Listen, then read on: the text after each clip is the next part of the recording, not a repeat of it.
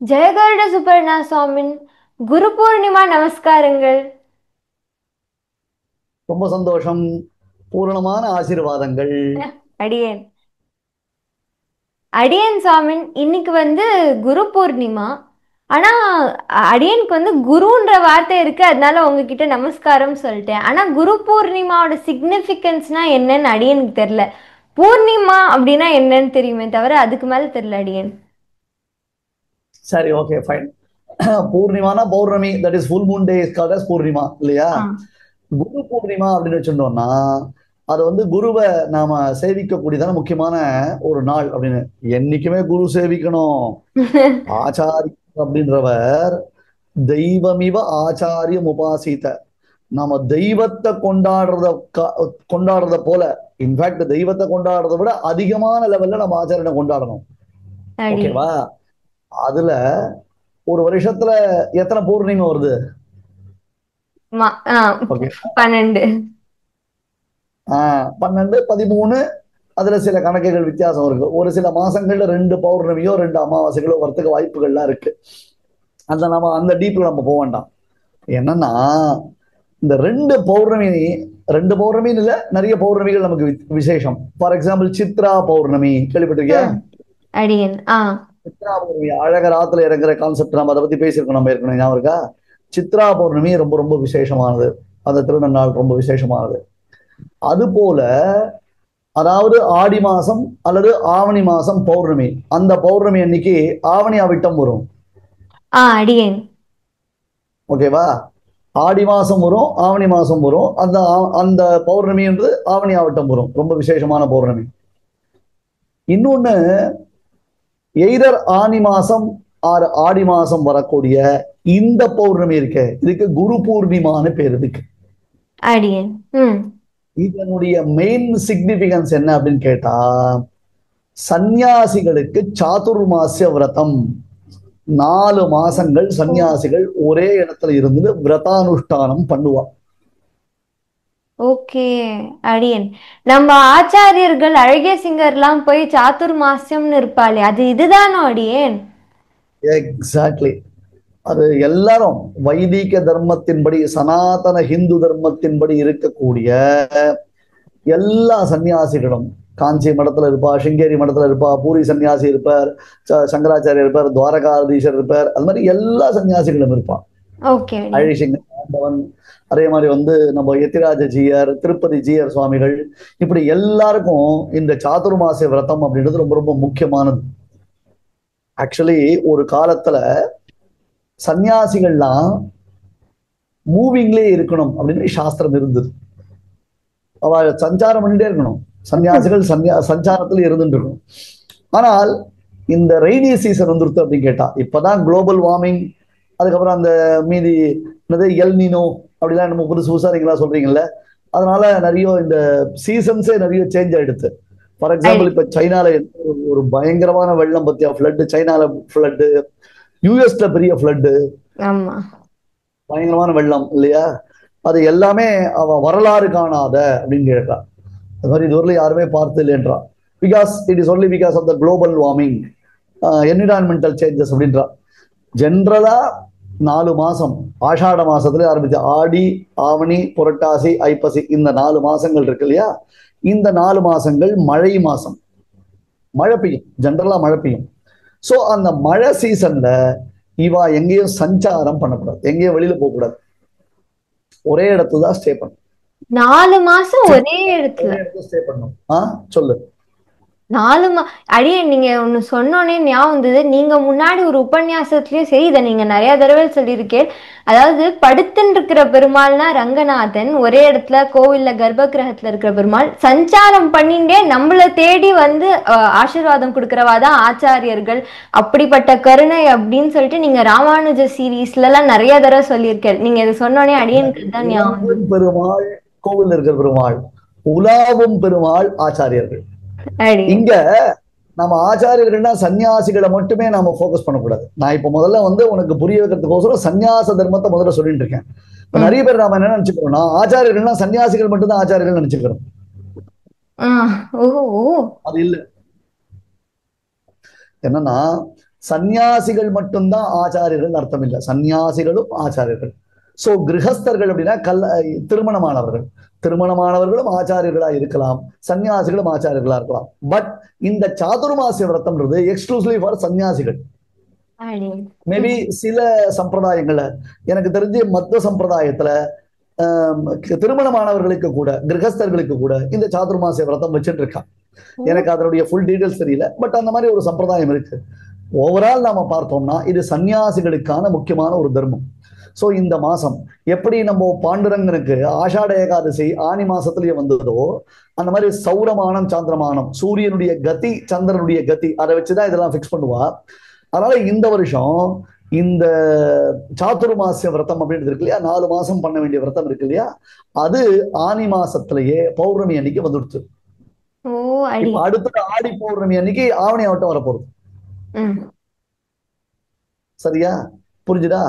So 4 மாசங்கள் எங்கேயும் போகாமல் நம்ம சன்னியாசிகள் ஒரே இடத்துல இருந்து நல்ல உயர்ந்த பகவன் நாம சங்கீர்த்தனங்கள் பண்ணிண்டு, வேதபாராயணங்கள் பண்ணிண்டு, அல்லது வேதபாராயணங்களை ஏற்பாடு செய்து, கிரந்தங்கள் நூல்கள் இதிகாச புராணங்கள் எல்லாம் பாராயணங்கள் ஏற்பாடு பண்ணி, மக்களுக்கு சத்சங்கங்களை சொல்லிக்கொண்டு ஒரே இடத்துல பெருமாள் பூஜை பண்றதுக்கு என்ன பேரு? சாதுர்மாசிய விரதம் என்பதாக பேர்.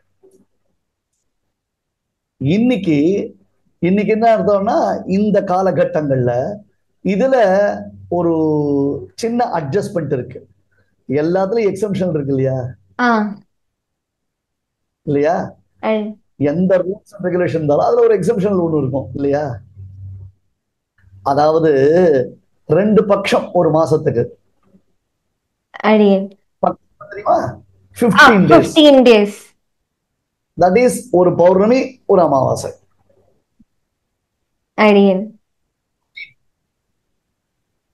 புரிஞ்சுதா?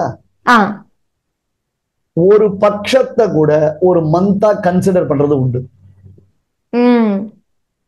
அதனால சாதுர்மாசியம்னு 4 மாசத்தை 4 பட்சங்களா 2 மாசமாக்கி விரதங்களை பண்றது, அதாவது சன்னியாசிகள் விரத தீட்சையில் இருக்கிறதுன்றது இன்னைக்கு ஃபாலோ பண்ணக்கூடியதான ஒரு கஷ்டம்.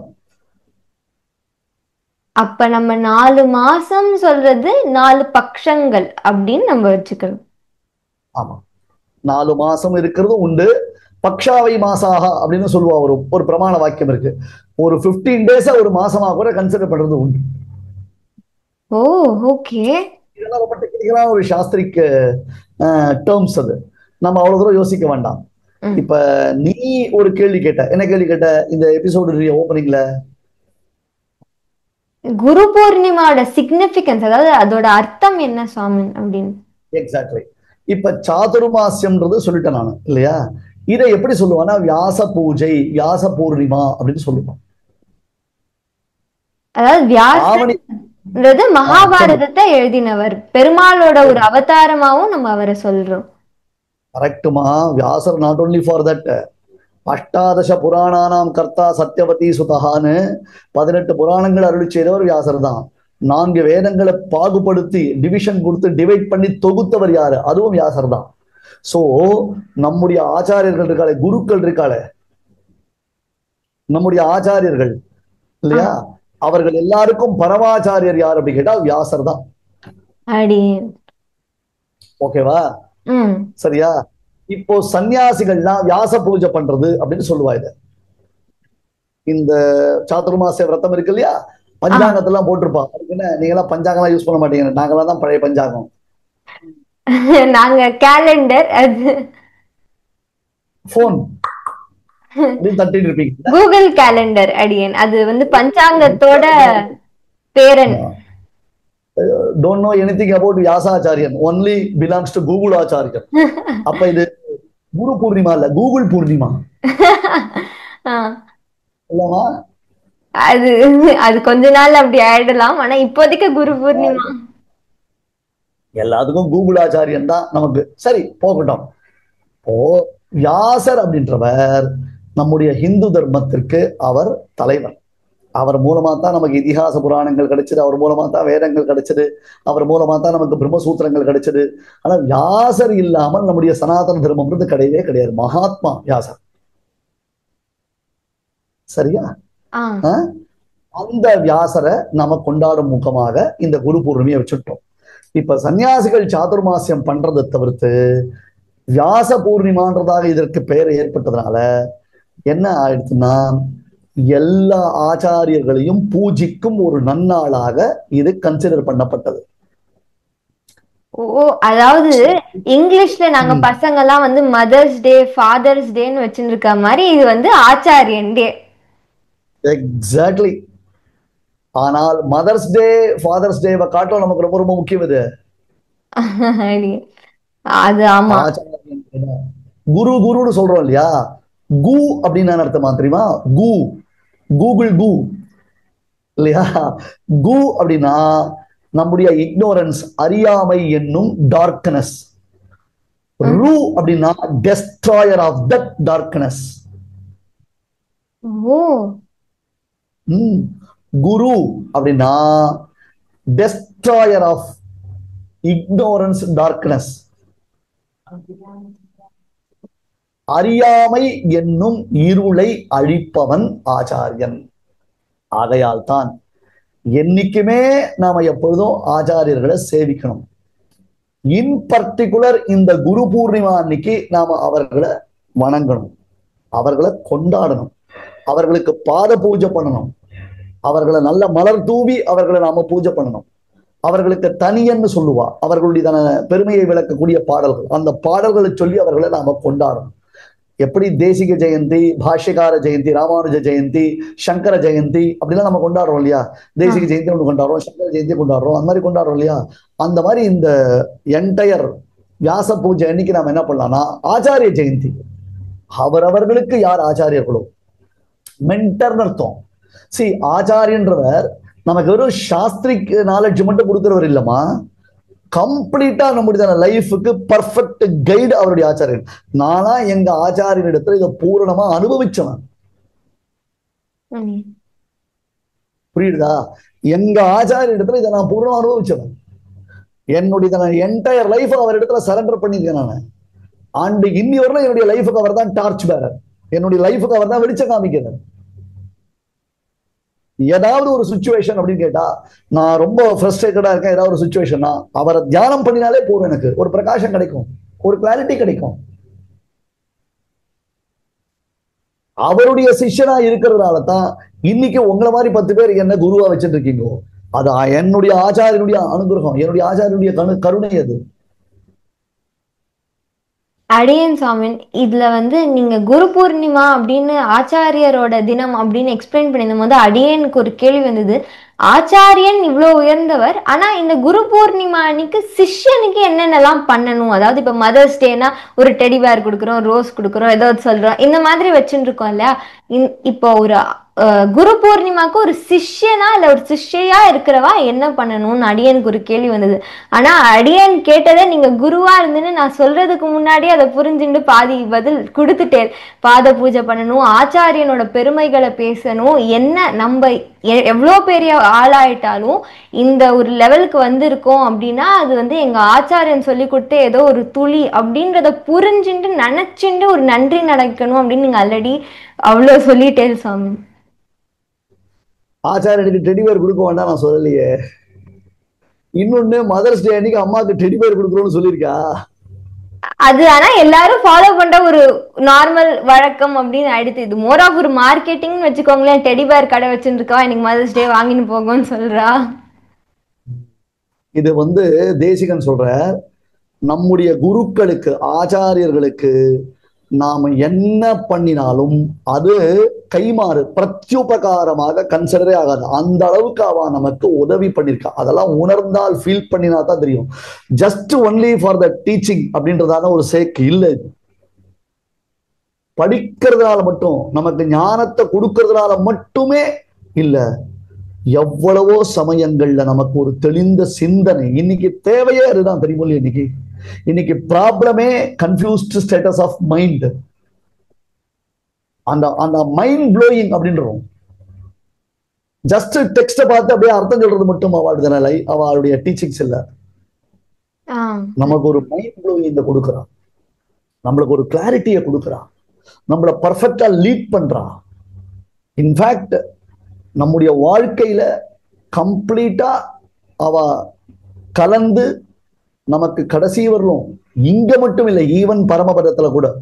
அதனால்தான் பாரு, ஒருத்தன் இறந்தானேனால் அப்பா அம்மாவை அடைந்தான்லாம் சொல்றது இல்ல, ஆச்சாரியன் திருவடிகளை அடைந்தார். ஏன்னா அப்பா அம்மா சம்பந்தம் கூட ஏதோ கர்மாவினால் நமக்கு ஏற்பட்டது. ஆச்சாரியனுடைய சம்பந்தம் நமக்கு தெய்வத்தினுடைய சங்கல்பம், தெய்வத்தினுடைய அனுகிரகத்தினால் தான் கிடைச்சிருக்கு. சோ அதை நாம மிஸ் பண்ணவே கூடாது, அதை நாம மிஸ் பண்ணவே கூடாது.